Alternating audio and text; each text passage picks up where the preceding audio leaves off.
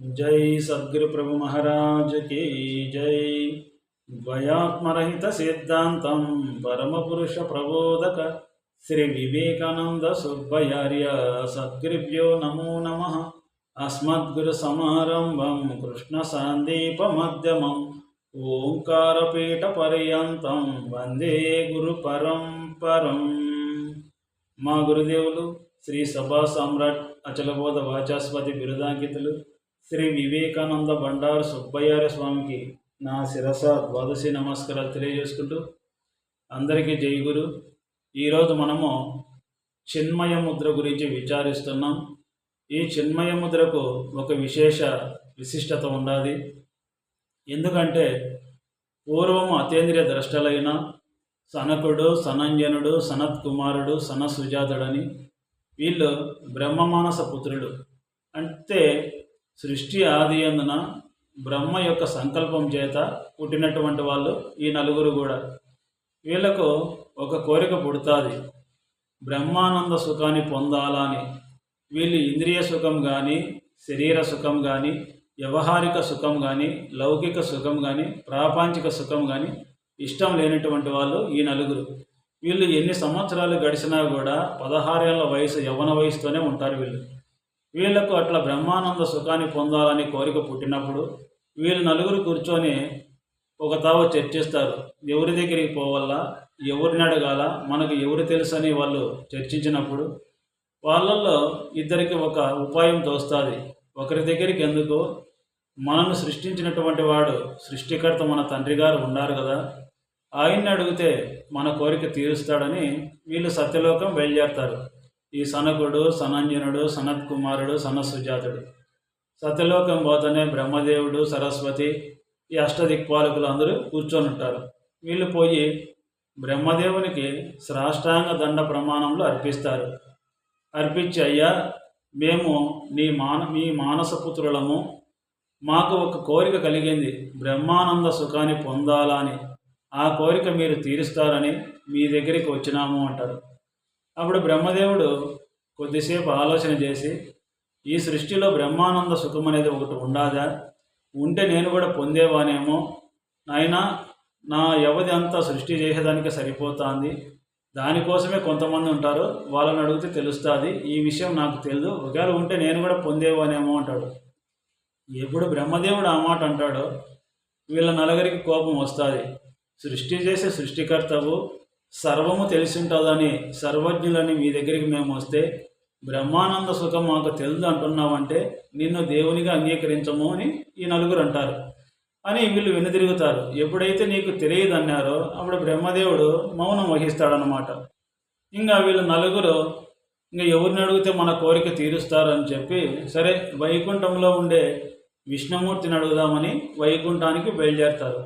వైకుంఠానికి వస్తానే వైకుంఠంలో మహావిష్ణువుకు నమస్కరించి, అయ్యా మేము బ్రహ్మమానస పుత్రులము, మాకు ఒక కోరిక కలిగింది, బ్రహ్మానంద సుఖాన్ని పొందాలని, దాన్ని మీరు తీరుస్తారని మీ దగ్గరికి వచ్చినామంటారు ఈ నలుగురు. ఎవరు?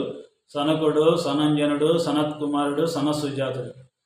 అప్పుడు విష్ణుమూర్తి బాగా ఆలోచన చేసి, నాయనా మీ తండ్రి గారికి సృష్టి చేసేదానికి, నేను పోషణ చేసేదానికే మా వ్యవధి కాలం అంతా సరిపోతుంది, బ్రహ్మానంద సుఖాన్ని పొందాలంటే ఈ భూమండలంలో కొంతమంది మునీశ్వరులు ఉంటారు, వాళ్ళు జీవబ్రహ్మ ఐక్యము గురించి కానీ, మోక్షమును గురించి కానీ, బ్రహ్మానంద సుఖమును గురించి కానీ వాళ్ళ దగ్గరికి పోతే మీ కోరిక వాళ్ళు తీరుస్తారు అంటాడు ఈ విష్ణుమూర్తి. అప్పుడు ఈయనకు నాకు తెలియదు అంటున్నాడంటే, ఈయన కూడా నువ్వు కూడా సర్వజ్ఞునివి కాదు, నీకు కూడా సర్వము తెలియదు, కాబట్టి నిన్ను కూడా మేము దేవునిగా అంగీకరించమని వీళ్ళు వెనుదిరుగుతారు అక్కడి నుంచి. ఎప్పుడైతే మహావిష్ణువును ఆ మాట అన్నారో మహావిష్ణువు కూడా మౌనం వహిస్తాడు. ఇంకా వీళ్ళకు కోరిక తీవ్రత పెరిగిపోతుంది. ఇంకా ఇద్దరికి తెలియదంటే ఇంకా ఉండేది ఒకడే, ఆయన పరమశివుడు. వీళ్ళు ఇంకా కోరిక తీవ్ర అయిపోయే కొద్దీ వీళ్ళకు ఆవేశం పెరుగుతుంది.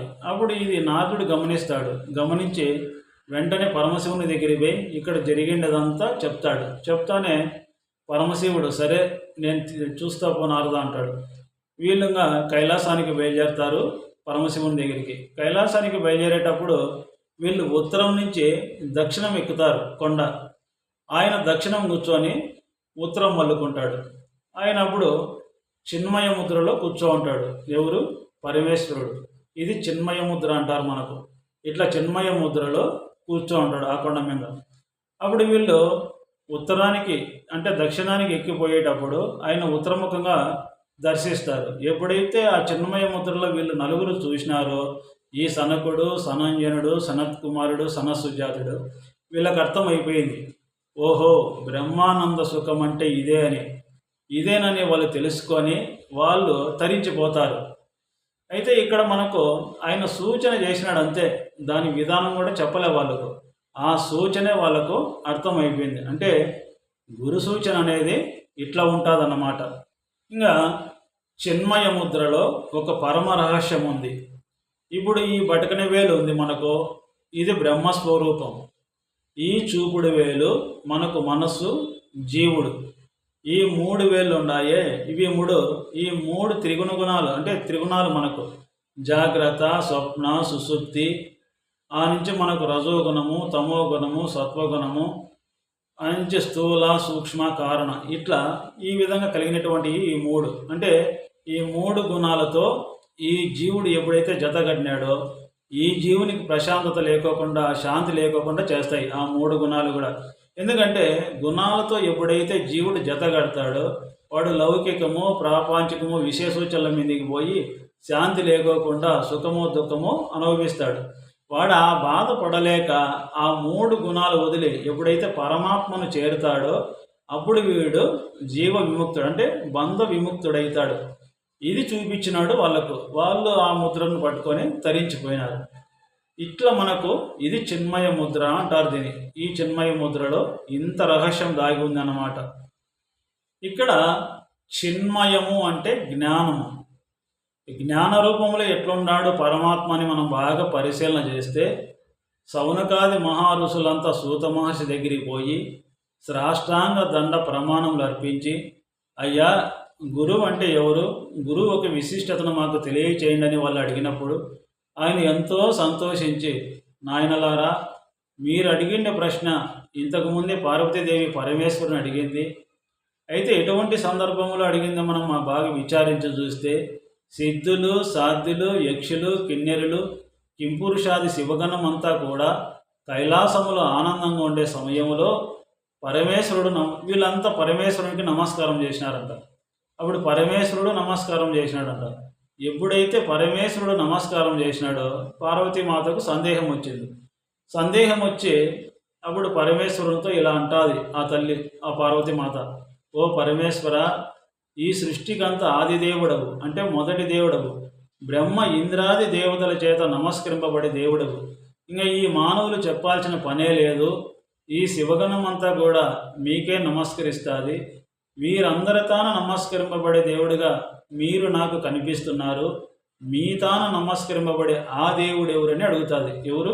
పార్వతీమాత. అప్పుడు పరమేశ్వరుడు ఎంతో సంతోషించి, నిజమే దేవి, ఈ దేవుళ్ళు, ఈ దేవతలు, ఈ మానవులు వీళ్ళు కేవలం భౌతిక పదార్థాల చేత, అనేక భావాల చేత, అజ్ఞాన జనితమైన వృత్తుల చేత వీళ్ళు చేసే నమస్కారంలో అనేక కోరికలు ఉంటాయి. బట్ ఏ కోరిక లేని నమస్కరించే భక్తులు ఉన్నారా అంటే, ఏ కోరిక లేకపోతే నమస్కారం ఎందుకయ్యనే భక్తులు ఉన్నారు. కానీ పరమేశ్వరుడు చేసే నమస్కారంలో ఏ కోరిక లేదు. మరి ఏముంది? కృతజ్ఞత ఉంది. కృతజ్ఞత అనగానేమి? చేసిన మేలు మరొకన్నా ఉండడం. మరి ఎవరికి చేసినాడు ఆయన? ఒక దివ్యతత్వానికి చేసినాడు. ఆ దివ్యతత్వం ఎట్లుండాది అని మనం పరిశీలన చేస్తే, ఈ సృష్టికి ఆధారమై ఉంది. అంటే ఈ సృష్టికి ఆధారభూతుడు, ఈ సృష్టికి అంత పెద్దవాడు, ఈ సృష్టిలో గొప్పవాడు, ఈ సృష్టికి మేలు చేసేవాడు ఆయనే గురువు. గురువు అంటే అర్థం ఏమి? గు అంటే అజ్ఞానము, చీకటి. రు అంటే జ్ఞానము, ప్రకాశం. ఊ అంటే ఒక అజ్ఞానాన్ని తొలగించే జ్ఞాన ప్రకాశమే గురువు. అటువంటి గురుతత్వానికి నమస్కరించినాడు పరమేశ్వరుడు. ఇట్లా మనకు ఎందుకంటే అటువంటి గురువు ఎట్లా ఉన్నాడయి అంటే, మా గురుదేవులు రూపం ధరించి అంటే శ్రీ వివేకానంద బండారు సుబ్బయ్యార్య స్వామి రూపం దాల్చి మాకు జ్ఞానబోధ చేసేదానికి, జన్మరహిత విధానాన్ని తెలిపేదానికే ఆ గురు రూపమే వచ్చింది. అట్లనే గురు బోధలు తెలిసిన వాళ్ళందరి రూపంలో ఆ గురు రూపమే ఉంటుంది. మరి ఆ గురు రూపం తెలియాలంటే గురువు దగ్గరికే పోవాలి, కానీ మళ్ళీ ఏరే తావలో మనకు తెలియబడదు అన్నమాట. అందుకే మనము అజ్ఞానంతో గురువు దగ్గరికి పోతే జ్ఞానాన్ని ప్రకాశింపజేస్తాడు. ఆ జ్ఞానమే వద్దనుకుంటే నేననే బీజాన్ని రహితం చేస్తాడనమాట. ఇట్లా ఎందుకంటే ఈ గురుగీత యొక్క ధర్మాలు బాగా విచారించి బాగా తెలుసుకున్నప్పుడు గురుతత్వం అనేది మనకు చక్కగా తెలియబడుతుంది అన్నమాట. ఈ విధంగా జై శ్రీ వివేకానంద బండారు సుబ్బయార్య సద్గురు ప్రభు మహారాజుకు జై.